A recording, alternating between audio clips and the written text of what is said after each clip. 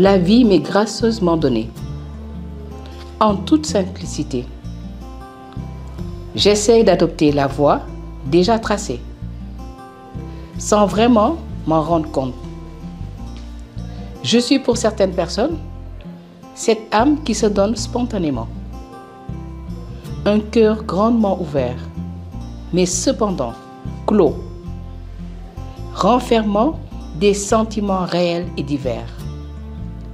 Alors que pour d'autres, je représente cette existence sans valeur, indécise, sans douceur ni chaleur. Je suis peut-être cet être qui accepte d'offrir sa gaieté et aussi sa franchise. Vraiment, m'acceptons tel que je suis. Point d'interrogation. Inquiète? Pourquoi pareille pensée m'habite? Point d'interrogation. Sous quel aspect se cache la vraie personnalité de mon être? Marie-Désirée. Je m'appelle Marie-Jeanne Kenom. Je suis la tante de Marie-Désirée Fatadié. Elle a fait toute sa maternelle à la petite école protestante qui se trouve en ville, derrière l'église protestante. Et elle a fait son primaire. Après ça, elle est allée au primaire à Jeanne d'Arc, jusqu'à la fin du primaire, CM2, CM1. Ensuite, elle devait continuer là-bas à Jeanne d'Arc, mais la classe de 6e était en haut. Et la sœur avait dit qu'elle allait essayer de descendre la classe pour que ça soit plus facile pour elle. Mais elle ne l'a pas fait. Donc finalement, à partir de la 6e, elle est allée à Anne-Marie Javoué, plutôt, excusez-moi, jusqu'à la classe de 3e où elle a eu son brevet. Ensuite, elle est allée au Mariste. Elle a fait des études supérieures, des études de traduction en anglais. Elle a fait des études en anglais pour faire des traductions. Elle a fait ça aussi, je pense, 6 ans, 6 ans d'études en anglais. Voilà. Et vraiment, durant tout son cursus scolaire, elle a eu des amis formidables. Vraiment, qui l'ont très bien assistée. À la maternelle, donc, parce que c'était des enfants, mais à partir au primaire, vraiment, ses amis étaient là, elle partait lui chercher son goûter, elles étaient toujours aux petits soins pour elle. Et vraiment, ça, c'est formidable. Nous tenons à remercier les amis de classe de Marie-Désirée. Vraiment, elle a reçu beaucoup d'amour de la part de ses amis. Elle est née normalement. Elle est née normalement. C'est suite à une fièvre et un vaccin. Et c'est ça qui l'a emmené à être comme ça. Voilà, ça s'est dégradé. Ça s'est dégradé de jour en jour. Et puis voilà, c'est ça qui l'a emmené à être comme ça. Voilà. Avant, elle parlait, elle marchait normalement. Voilà, je pense jusqu'à l'âge de, je ne sais pas, 3 ans, comme ça, ou même, non, avant même. 1 an, comme ça. Et c'est lors d'un vaccin. Elle a eu de la fièvre, elle a eu des convulsions et tout. Et puis comme ça, tout a commencé à se dégrader.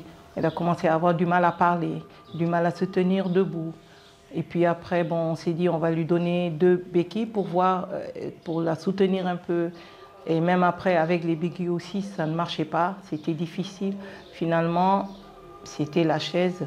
Et quand on devait la mettre sur la chaise, je me rappelle bien qu'elle n'était pas d'accord. Parce que c'est comme si elle comprenait que c'était de moins en moins bien, quoi. C'était ça, c'était dur pour elle. Mais on était là. Au début, c'était pas facile. Parce qu'elle avait beaucoup de colère en elle. Elle ne comprenait pas. Parce que vous voyez, Marie-Désirée est consciente. Elle sait tout, elle comprend tout. Et c'est là où c'est difficile. De voir que dans ta tête, tout marche très bien et que ton corps ne répond pas. Je ne sais pas si vous pouvez comprendre cela. Nous-mêmes qui sommes là, qui pouvons faire plein de choses, qui pouvons nous exprimer, nous avons des moments où on se pose plein de questions. Donc, à plus forte raison, elle. Voilà. Mais elle a eu des moments de fou rire et elle a eu des moments de grande colère. Et nous l'avons vécu avec elle. Nous l'avons accompagnée et tout. Et puis, je dirais, par la grâce de Dieu, elle a retrouvé une certaine paix intérieure. Elle a accepté, parce que quand tu l'acceptes, tu as de la paix. C'est quand tu n'acceptes pas que tu es en colère. Et il y a des gens qui n'ont jamais accepté, mais nous, on rend grâce à Dieu à un moment donné de sa vie. Elle a accepté. Et là, vraiment, ça l'a apaisée. Et ça nous a tous apaisés, parce que nous aussi, comme c'est notre nièce, c'est notre fille, quand on la voyait dans certaines conditions, des colères et tout, on pouvait comprendre sa douleur. Et nous aussi, on l'a vécu avec elle, c'était pas facile. Mais voilà, à travers elle, nous aussi, nous avons retrouvé aussi beaucoup de sérénité pour l'accompagner et tout. Et quand elle a voulu aussi donner un sens aussi à sa vie, parce que c'est pas seulement le corps, il y a aussi l'esprit qui est là. Elle jouit de toutes ses facultés mentales. Et elle s'est dit, je vais faire quelque chose de ça quand même. J'ai encore ça. Il y en a qui ont tout perdu, c'est physique, c'est mental. Mais moi, j'ai encore là le mental. Et nous aussi, on l'a beaucoup aidé avec des recueils, des films sur des gens qui n'ont jamais baissé les bras et tout. Voilà, nous avons participé aussi à ça. Et elle, le mérite est pour elle, hein, qu'il a finalement accepté. Il y a aussi ma maman. Marie Désirée, c'est l'aînée des petits-enfants de ma maman. Donc, sa grand-mère, c'est l'aînée. Et je me rappelle, quand la maladie avait commencé, elle avait beaucoup de colère. Et sa maman aussi, c'était pas facile pour sa maman. Parce que voir ton enfant, sa santé décliner comme ça, tu peux rien faire et tout, elle aussi, des fois, elle se mettait en colère contre elle. Elle voulait vraiment qu'elle réagisse et tout. Mais tout ça, c'est un tout, vous voyez. Mais elle n'a jamais, jamais baissé les bras. Donc, sa grand-mère lui a toujours dit, si tu ne peux pas parler, hein, c'est pas grave, écris. Tu peux écrire, écris. Donc, c'est ce qu'elle a commencé à faire. Mais le mérite est à sa maman, qui ne l'a jamais laissé. Elle aurait pu dire, bon, ben elle est comme ça, qu'est-ce qu'elle peut m'apporter dans la vie? Rien. Ou bien elle ne peut pas travailler. Mais elle lui a donné toutes les chances. Elle a voulu qu'elle ait toutes les chances que son petit frère et sa petite sœur ont eu. Parce que c'est l'aînée, elle a une sœur et un frère. Et sa maman a voulu lui donner toutes les chances, comme elle a donné aux autres, qu'elle aussi, qu'elle ait ses chances. Et ce n'était pas facile, parce que c'est elle qui l'a porté. Parce qu'emmener un enfant handicapé à l'école avec des béquilles, de voir pour qu'elle puisse manger, l'emmener chez les médecins, les massages et tout.